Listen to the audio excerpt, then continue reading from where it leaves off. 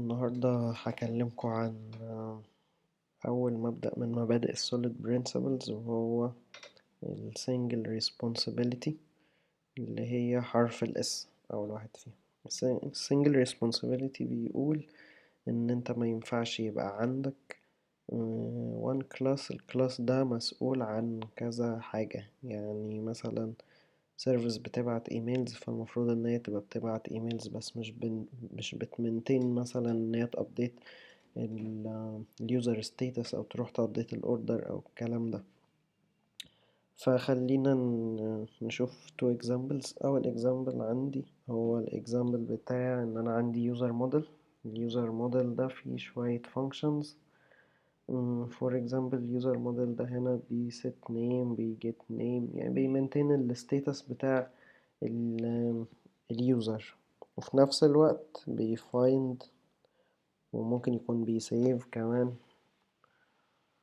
يعني مثلا كده public function save. ف ده كده مش بيحقق اي حاجة من موضوع السنجل responsibility. الكلاس ده كده بيعمل وظيفتين. اول حاجة بيمنتين الستيتس بتاع اليوزر، وكمان بيبريزست الداتا وبيفايند الداتا. فده مش المفروض ان هو يحقق السنجل responsibility. عشان نحل مثلا المشكلة دي بنبدأ نبريك الكود into other classes او services او كده. for example هنا المفروض هنعمل new user repository. الريبوزيتوري هي اللي بتبقى المفروض مسؤولة عن الكلام ده. فمثلا كده class user repository، وهنموف الحاجات اللي ملهاش علاقة بان انا امنتين الستيت بتاعة اليوزر كده. this makes sense ان انت تبقى عندك repository بتمنتين البريزيستنس ان هي تسيف وتفايند والكلام ده، واليوزر موديل يعمل حاجة زي كده. فده كده بيحقق السنجل ريسبونسابيلتي. بيبقى اسهل عليك لما حد جديد بيجي يكتب معاك كود، بيبقى عارف هو كل حاجة هتعمل ايه، مش بتend up في الاخر. يعني المودلز دي حاجة زي الموديل زي ده ممكن يend up في الاخر ان انت عندك كمية functions خرافية جوه الموديل ده. ده اول example. تاني example انت عندك حاجة اسمها invoicing service. الانفويسنج سيرفيس دي فيها الأربعة methods دول: generate and send invoices، generate invoices، create invoice file، send invoice. من الآخر انت بتديها order المفروض يعني، وهي بتبدأ تاخد الاوردر ده، تطلع generate منه invoice، وتبع generate document للinvoice دي، وتبعت الانفويس دي في ايميل او في SMS او في اي حاجة. فده كده يعني الكلاس ده بيعمل حاجات كتير جدا، فالمفروض ان احنا نبدأ نبريك الكلاس ده. فور اكزامبل ان انا عايز ريبوزيتوري عشان تمنتين البريزيستنس بتاع الاوردر، ان هي تابديت الاوردر او الكلام ده. فمثلا هعمل حاجة اسمها order repository. ماشي،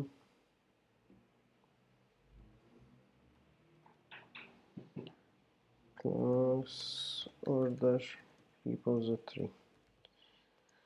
مثلا دي هبدأ بفايند كمان على الاوردرز، مثلا function find order by id مثلا، وعندك بتاخد string و id.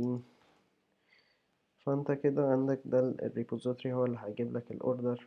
بعد كده هتعمل كلاس تاني مثلا هنسميه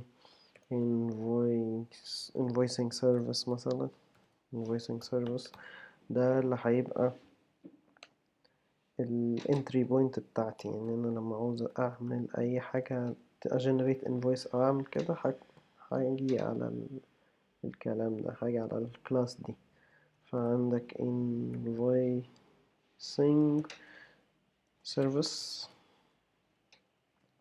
دي هاخد الفانكشن هنا انا اوريدي عندي دي، مش لازم اعملها تاني. فانا مثلا هخلي الانفويسنج سيرفيس دي ما فيهاش حاجة غير ال generate and send invoices. ماشي، هشيل دول خالص. ودي هتبقى بتاخد وهنعمل حاجة تانية مثلا. نعمل انا دلوقتي عايزة generate invoice. الانفويس دي هجيبها من order، فانا بكرييت object من الانفويس. فانا كده ممكن نعمل الكلام ده في factory. ممكن factory invoice factory.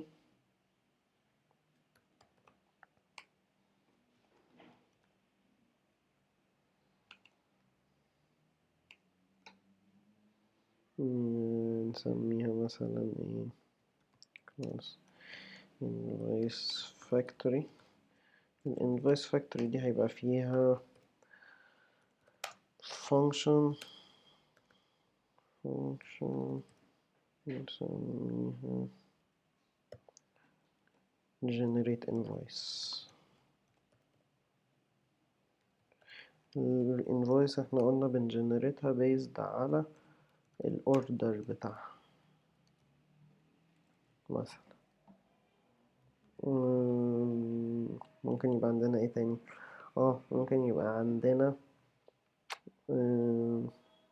السيرفيس اللي هتبقى مسؤولة ان هي تبعت الايميل ده، او ان هي تبعت الاس ام اس اللي هيبقى فيه الانفويس. فمثلا ممكن نسميها class invoice delivery. invoice delivery service مثلا. maybe انا مش احسن حد يسمي كلاس يعني، بس ماشي. invoice delivery service. ودي هنعمل فيها function public function مثلا نسميها deliver، وتبقى بتاخد object من ال invoice model invoice. وممكن تاخد كمان delivery provider delivery provider provider ده هو مثلا ايميل درايفر او اس ام اس درايفر. فمثلا ممكن يبقى عندك درايفر زي كده. ادي كلاس كمان نسميه invoice email delivery provider.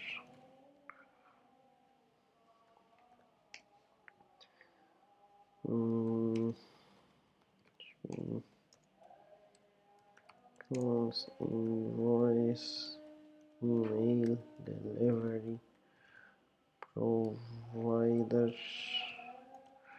ممكن كمان لو عندي اكتر من provider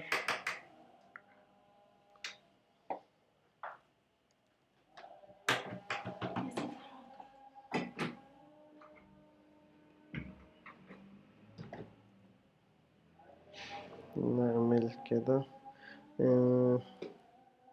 invoice SMS delivery provider. ممكن يبقى كمان عندنا انترفيس ليهم نسميه I delivery provider مثلا. class لا نعمل انترفيس بقى interface I delivery provider. ماشي، وهيبقى هنا PHP class invoice SMS delivery provider. ده هيبقى implements I provider مثلا، وهيبقى جواه احنا هنقول مثلا ان delivery provider ده دايما لازم يبقى فيه public function اسمها deliver. فأي حد هيimplemenته لازم هيبقى عنده public function deliver. فانت كده وحدت الكلام يعني. وعندك نفس الكلام هنا هتخليها implement by delivery provider. هيبقى عندك public function deliver. جميل. خلونا نرجع بقى ايه احنا كنا بنعمل ايه. فهنا مثلا انت عايز generate and send invoices. ماشي. generate and send invoices for a specific order ID. فانت عندك هنا string order ID. فانت اول حاجة هتيجي على repository order repository is a new order repository and هتfind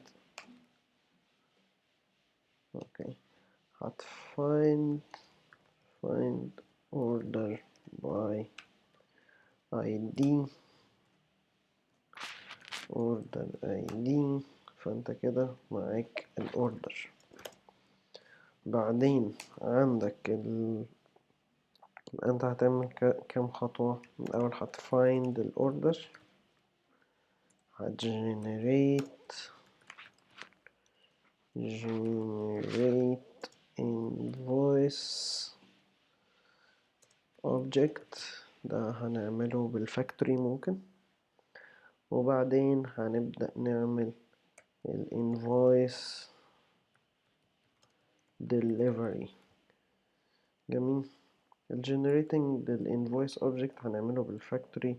فاحنا هنقول invoice factory new invoice factory. Then you will get this dot كان اسمها ايه generate invoice. yes generate invoice. ودي بتاخد الاوردر اللي احنا لسه جايبينه وهترجع لي invoice object invoice. جميل. عايز بقى ابدأ deliver. فانا عايز احدد انا هديليفر بمين. فهقول ان انا عندي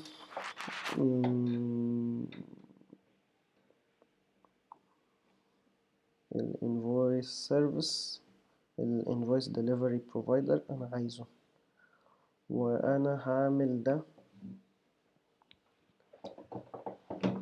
بالطريقة دي.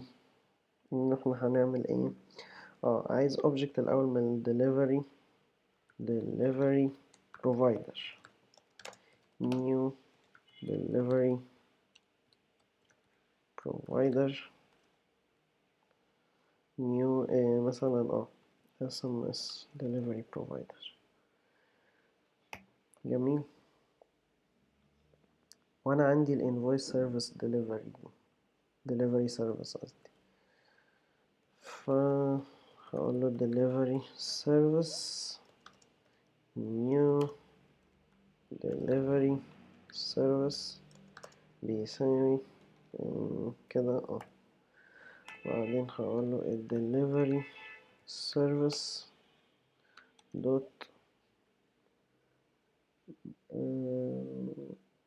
deliver delivery provider deliver وهبعت لها invoice and then the delivery provider. كده انت بقى عندك الدنيا احسن شوية. حاجة تانية، انت ممكن كل ال dependencies اللي احنا بنستخدمها دي، يعني انت عندك this class is dependent upon ال order delivery order is repository وال order invoice factory delivery provider delivery service. كل دول ممكن تحطهم في dependency injection، وده هنعرفه في فيديوز جاية.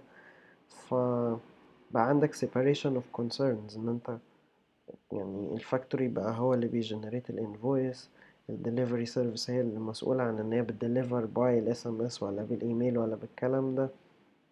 الانفويسنج سيرفيس هي الانتري بوينت بتاعتك، الريبوزيتوري هو اللي بيتعامل مع الداتابيس بيفايند وبيسيف والكلام ده. فبقى عندك separation of concerns، الدنيا بقت انضف، كل حاجة بقى ليها الريسبونسابيلتي بتاعتها بدل ما كان كله موجود في حتة واحدة. ده موضوع ال single responsibility. يعني حتى لو مش هتفولو كل الجايد لاينز بتاعت ال solid principles فده احسن. يعني ده اهم واحد ما ينفعش ما تعملوش فولو. ان انت لو بتيجي بتفكر ان انت تكريت نيو كلاس، اول حاجة هتفكر فيها الكلاس ده بيعمل ايه، عشان على اساسه لما تيجي تضيف new functions فهتبقى بتختار هحط الفانكشن دي هنا ولا هنا ولا هنا. معظم الناس ساعات بيروح اول كلاس بتيجي في دماغه بيرمي فيها الفانكشنز وخلاص، بعد كده بيند اب ان هو الكود بتاعه بقى محدش عارف الكلاس دي بتعمل ايه.